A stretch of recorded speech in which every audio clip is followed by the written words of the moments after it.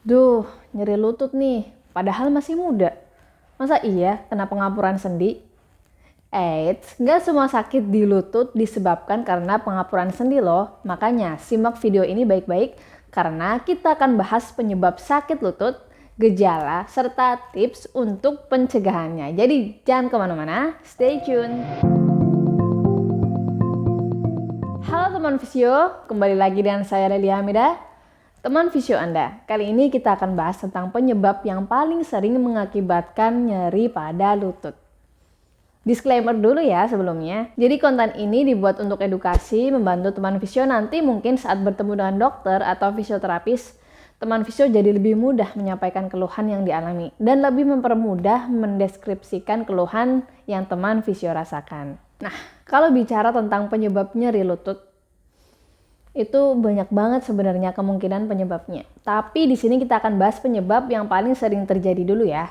Nah, yang pertama, nyeri lutut yang disebabkan karena injury atau cedera. Itu bisa sprain, strain, ya, cedera yang muncul setelah lutut dipakai overstretching. Jadi otot terulur atau memanjang melebihi kapasitasnya. Bisa juga karena overusing, digunakan berulang kali dalam gerakan tertentu yang sebenarnya gerakan tersebut berat untuk lutut. Atau sendi lutut berputar saat sedang olahraga, misalnya olahraga basket ya. Nah, gejala yang timbul kurang lebih sama, nyeri, kemudian adanya bengkak, disertai kesulitan untuk bergerak. Yang membedakan antara strain dan sprain adalah strain terjadi pada otot dan tendon, sedangkan sprain di ligamennya. Nah, perbedaan yang lain yang biasa ditemui adalah strain menimbulkan spasme atau kaku otot, sedangkan sprain menimbulkan adanya memar di sekitar sendi. Next ada tendonitis, gejalanya nyeri antara tempurung lutut dan tulang kering. Biasanya disebabkan oleh gerakan berulang seperti lari atau melompat yang dilakukan berulang-ulang. Kemudian cedera pada ligamen, tendon, atau meniskus. Nah, pada cedera ini gejalanya lutut nampak tidak stabil, biasanya dirasakan saat berdiri. Kemudian tidak dapat meluruskan lutut. Nah, mungkin teman fisio akan mendengar suara seperti letupan saat cedera terjadi. Nah, paling sering muncul bengkak kurang lebih 24 jam setelah cedera yang terjadi. Kemudian ada Osgood-Schlatter disease, menyerang para remaja atau orang yang masih muda-muda ya, dengan gejala nyeri pada lutut dan pembengkakan di bawah tempurung lutut. Kemudian ada dislokasi tempurung lutut, terlihat dengan perubahan letak bentuk tempurung lutut setelah melakukan gerakan secara tiba-tiba atau benturan. Terus biasanya pas jalan gaya berjalannya agak beda dari biasanya, soalnya ada nyeri tadi ya. Nah, itu tadi kemungkinan-kemungkinan gangguan yang disebabkan karena adanya cedera. Kita lanjut ke nyeri lutut yang disebabkan bukan karena cedera.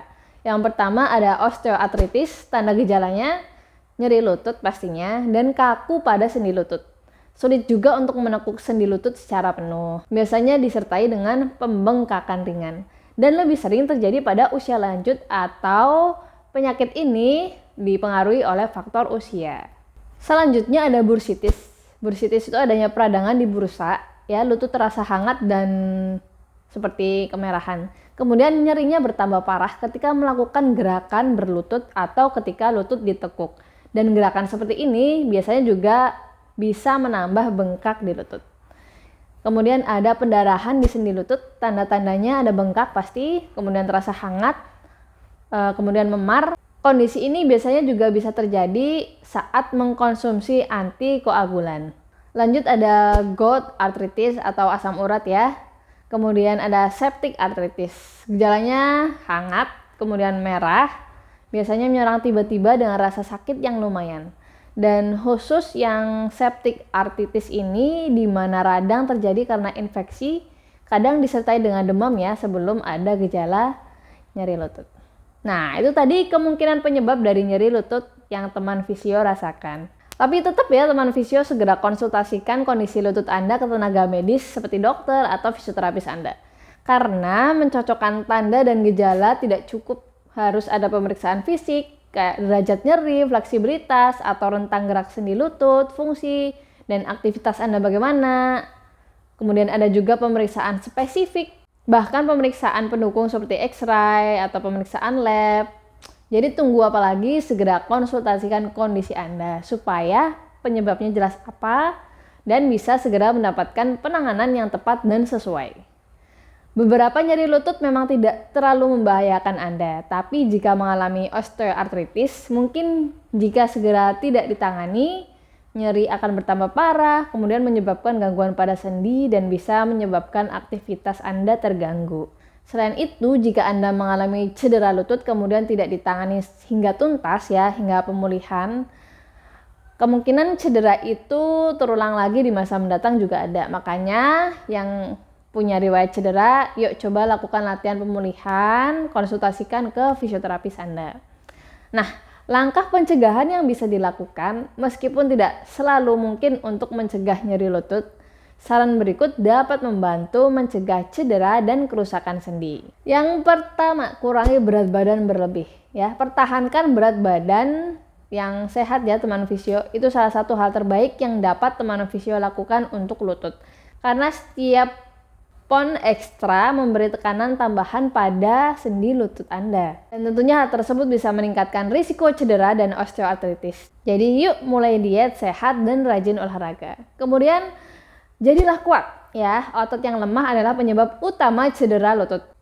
Makanya ayo latih otot Anda akan mendapatkan manfaat dari latihan yang berfokus pada otot paha depan dan paha belakang. Nah, otot-otot di bagian depan dan belakang ini akan membantu Anda dalam menopang lutut. Latihan keseimbangan dan stabilitas juga bisa digunakan untuk membantu otot-otot di sekitar lutut agar bekerja lebih efektif. Kemudian jaga fleksibilitas otot Anda karena otot yang terlalu tegang juga dapat menyebabkan cedera. Makanya peregangan menjadi hal yang penting.